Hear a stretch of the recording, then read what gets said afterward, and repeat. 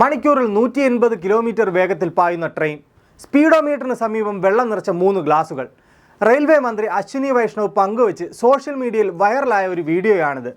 Train അതിവേഗത്തിൽ കുതിച്ചു പായുമ്പോഴും ഗ്ലാസിലെ വെള്ളത്തിന് ഒരു കുലുക്കവുമില്ല.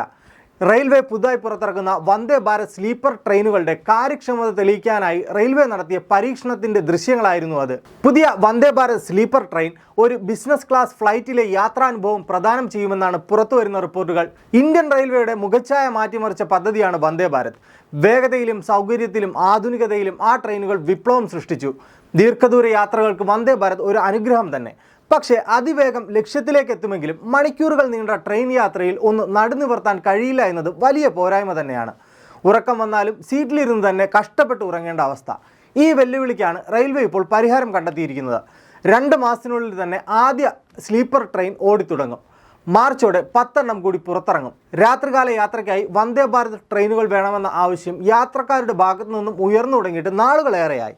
നിലവിൽ രാജ്യത്തുള്ള 92 വന്ദേ ഭാരത് ട്രെയിനുകളും പകൽ യാത്രയ്ക്ക് മാത്രമുള്ള ചെയർകാർ രീതിയിലുള്ളതാണ്. എന്നാൽ പുതിയ സ്ലീപ്പർ ട്രെയിനുകൾ സുഖകരമായി കിടന്നുറങ്ങിക്കൊണ്ട് യാത്ര ചെയ്യാൻ കഴിയുന്ന രീതിയിലാണ് രൂപകൽപ്പന ചെയ്തിരിക്കുന്നത്. ജനുവരിയോടെ ഈ അത്ഭുതം നമ്മുടെ പാളത്തിലെത്താൻ ഒരുങ്ങുകയാണ്. ചെന്നൈയിലെ integral coach ഫാക്ടറിയിലാണ് Vande Bharat sleeper കോച്ചുകൾ നിർമ്മിക്കുന്നത്.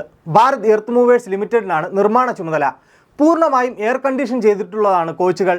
16 കോച്ചുകളുള്ള ട്രെയിനിൽ 11 AC 3 ടയർ കോച്ചുകൾ, 4 AC 2 ടയർ കോച്ചുകൾ, ഒരു ഫസ്റ്റ് ക്ലാസ് AC കോച്ച് എന്നിവ അടങ്ങിയതാണ് പുറത്തിറങ്ങാൻ പോകുന്ന വന്ദേ ഭാരത് എക്സ്പ്രസ്.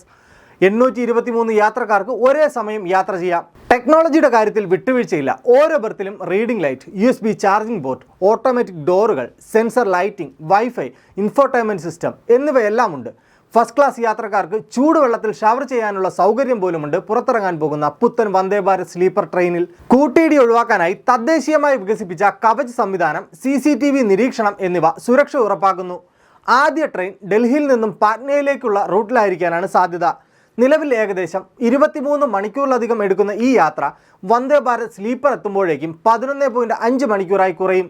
ഡൽഹി, അഹമ്മദാബാദ്, തിരുവനന്തപുരം, ബാംഗ്ലൂർ തുടങ്ങിയ ദീർഘദൂര റൂട്ടുകളും പരിഗണനയിലുണ്ട്. അതോടെ ദീർഘദൂര ട്രെയിൻ യാത്രകളിലെ ബുദ്ധിമുട്ടുകൾക്ക് ഒരു പരിധിവരെ പരിഹാരമാകുമെന്നാണ് വിലയിരുത്തപ്പെടുന്നത്. അതിവേഗത്തിലുള്ള ഗതാഗത സംവിധാനങ്ങൾ മാറുന്ന കാലഘട്ടത്തിന്റെ ആവശ്യകതയാണ്. ഇന്ത്യ മാറുകയാണ് പുതിയ കാലഘട്ടത്തിന്റെ സാങ്കേതിക വിദ്യകളിലൂന്നിയ വികസനത്തിലൂടെ. സാങ്കേതിക മികവോടെ അതിവേഗം കുതിക്കുന്ന ഒരു പുതിയ ഇന്ത്യയുടെ പ്രതീകമായി ഈ മാറ്റങ്ങൾ മാറുകയാണ്.